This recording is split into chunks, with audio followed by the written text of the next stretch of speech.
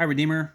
Thanks for tuning in to this week's update. I'm not going to go through a lot of technical details about what's going on with phase one and phase two. That stuff is in the emails you're receiving. If you have questions about that stuff, please feel free to reach out to me or Glenn, Dirk, any of the other pastors. Will be able to um, field some of those questions and ideas and things like that. I just want to talk a little bit about just number one, the obvious challenge in this, and kind of where my heart is on that, and then also more specifically, just the challenge of social distancing as we move toward gathering together again.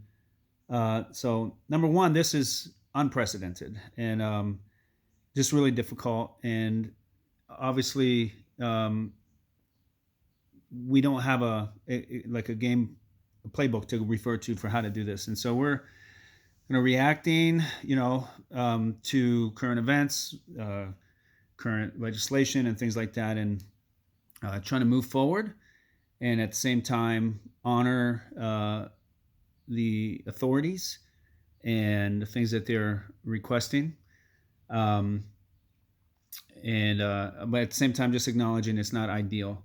Hey, in a perfect world, none of this would have happened. There would be no, uh, this wouldn't be happening. We wouldn't be in this crisis.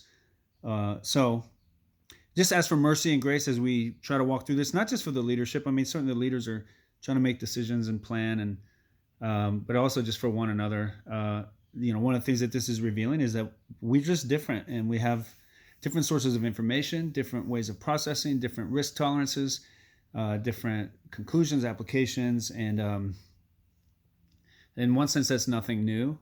That's always been the case in the church, but this is so widespread, and the stakes are, you know, are higher than whether or not you think what kind of music you should listen to. We're talking about health issues and things like that, and so the stakes are higher, and I get that. So, but I still believe that that doesn't mean that we now don't love one another and don't be kind um, and have our opinions and be willing to share with each other what we think and where we see things. So again, just kind of reiterating from last week, let's just continue to grow in love toward one another and just honor each other.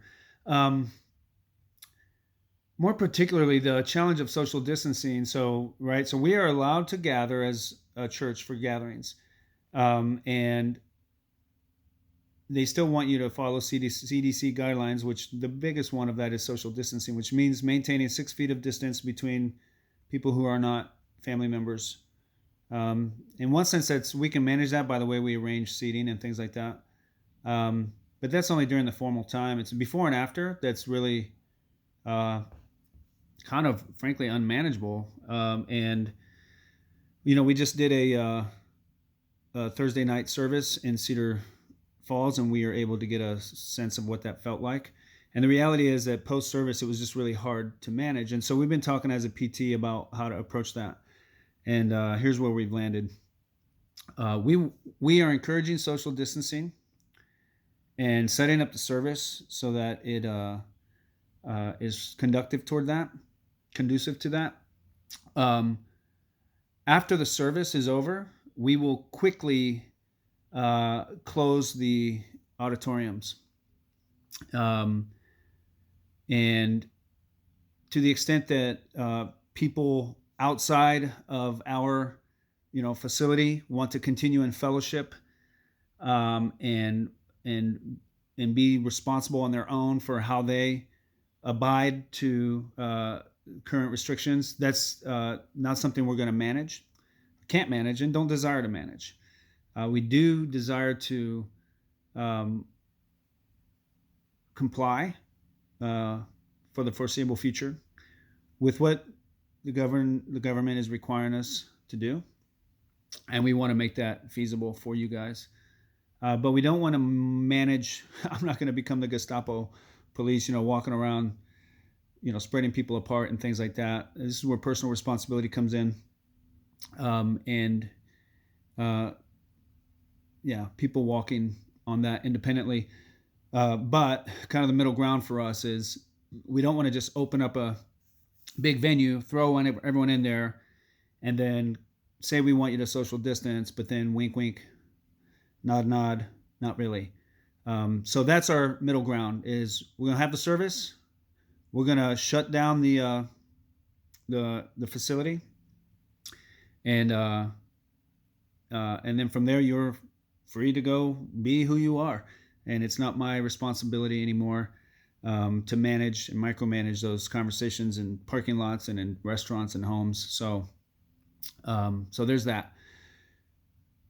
Again, not my favorite way of doing church. So I am encouraged that there seems to be a shift toward more and more opening. That may change if the powers that be determine that that's the case. But right now, that's not the case. Every week, there's more and more liberty and opening in these things, and there's risks that come with that, and everyone has to, again, determine where they are on that. So as the PT, we've obviously determined that we are willing to open and to provide services and in that way together.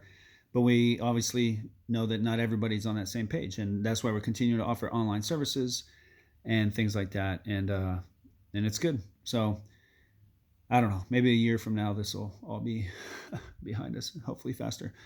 But anyway, there's that. I'm always available, guys, for questions, comments. I'm going to do try to get some Fighting Words episodes out there that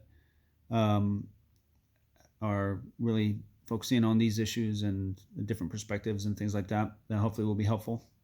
So anyways, thanks for listening. Reach out if you need anything, have any questions, and look forward to seeing you. Bye.